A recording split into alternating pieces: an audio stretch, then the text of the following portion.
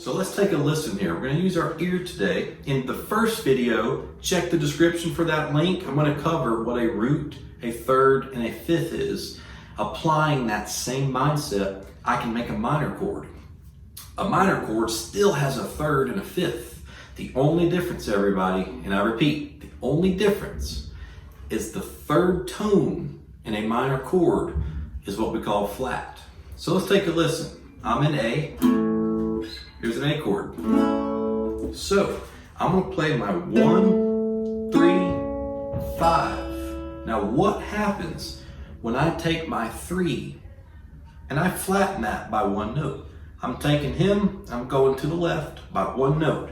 Let's listen to the sound of our 1 and 3. I dropped my pick. It didn't fall in the sound hole though. So we got 1, 3. Let's make that 3 flat. 1, 3. So major, minor. That interval alone gives this chord its minor tonality. So when I play A major, you hear. When I play A minor, you hear. That's the difference. So there's the move, everybody. Major, we got to lift off to play minor, and my index grabs with the bar there both of these two. So that's our new shape.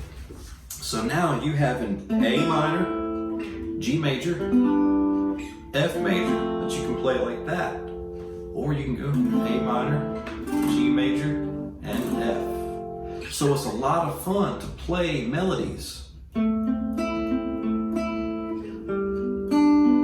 Just come up with something. Just have a blast with it.